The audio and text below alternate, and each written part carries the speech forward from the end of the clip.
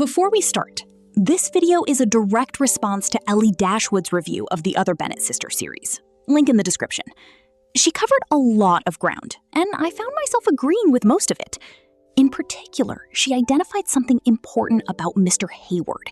She pointed out that he isn't behaving like a gentleman, that if he is engaged to another woman, the way he behaves around Mary is deeply inappropriate. What's upsetting me here is the fact that Mr. Hayward is flirting with Mary when he's engaged to another woman, and that is not what an honorable Regency or a gentleman does. And it's especially upsetting because that is not what he does in the book. And I think she's right. But listening to her review got me thinking about something else. Not just whether Mr. Hayward is behaving badly, but who actually bears the risk when he does. Because the series keeps presenting this storyline as romantic tension. And the more I thought about it, the more it seemed to me that the real story isn't the romance. It's the danger. Ellie also made another point that stuck with me. When Mr. Sparrow asked Mary for a third dance, she argued that the mistake was his, not Mary's. He's the one who should have known better. He's the one who put her in a difficult position. And yet Mary is the one who suffers for it. She spends months suppressing her emotions, questioning herself, and carrying the emotional burden of a situation she didn't create. Would you care to dance again, Miss Bennet, once we have finished our ices? I shall not be able to stand up with you again this evening. Oh. I felt a terrible sense of shame. I had caused hurt to a man whose only crime was being kind to me. And once you notice that pattern, it starts appearing everywhere.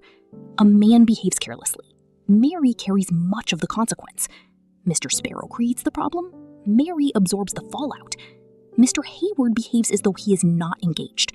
Mary becomes the vulnerable party. The series presents this as romance, but historically, the situation is much more complicated than that. I have received a letter from my brother and his wife in London. Their governess has been called back to Norfolk, and they have asked me to send you to stay with them until a suitable replacement is found. Here's what we need to establish clearly.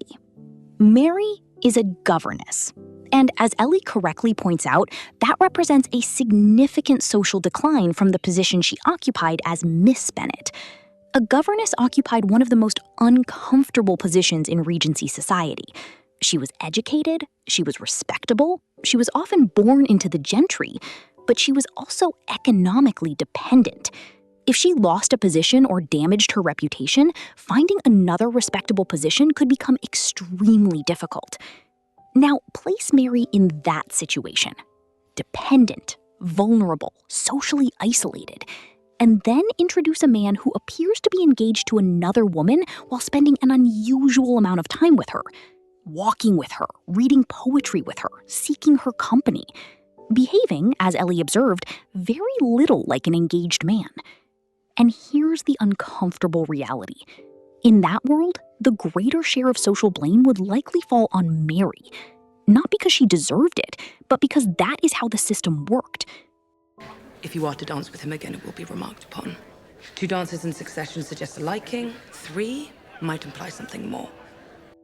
People would ask whether she encouraged him, whether she had been imprudent, whether she had failed to maintain appropriate distance. His engagement might be viewed as unfortunate.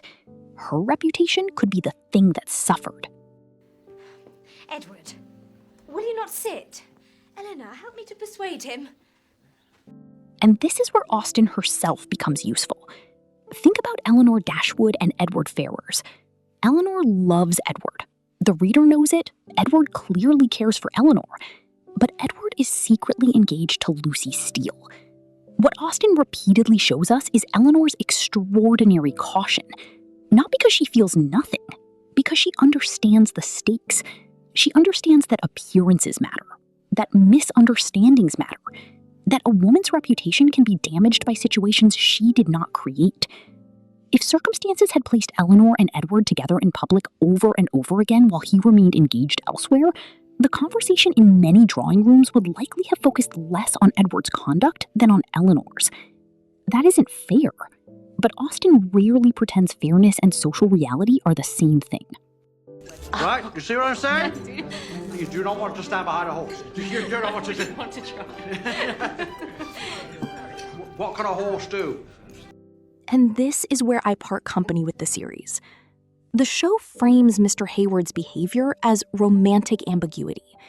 Is he really engaged? Does he truly love Miss Baxter? Is his connection with Mary genuine?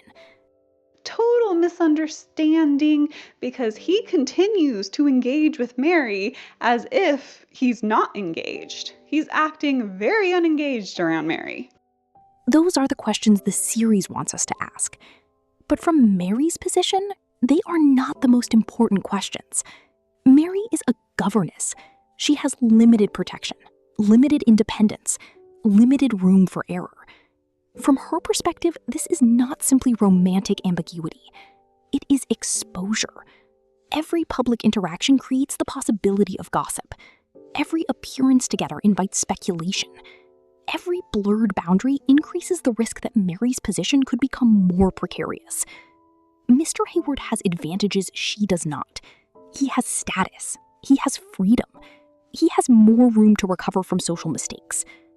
Mary has far less protection than he does, and that imbalance changes the entire story.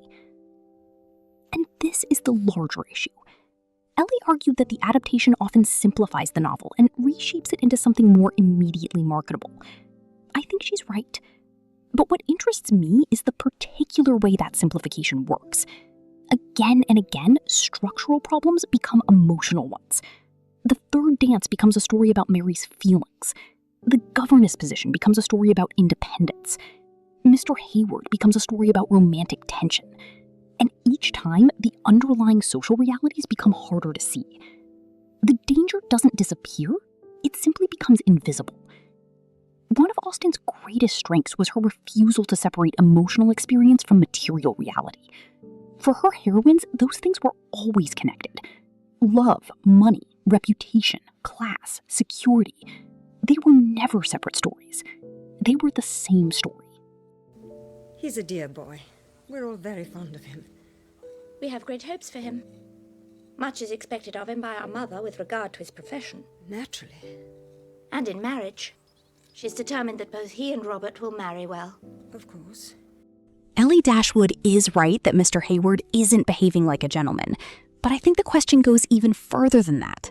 The real issue isn't simply what Mr. Hayward is doing, it's who carries the consequences. Austen rarely lets us forget that her heroines live inside a specific social system with real vulnerabilities and real risks. The romance only works because those risks are real, and Mary deserves a series that remembers both. Tell me in the comments, do you think the series understands what Mary's position actually costs her? Or do you think it has transformed a structural problem into a romantic one without realizing it? I'm Sana. This is Monica's Pie. The story's never just the story.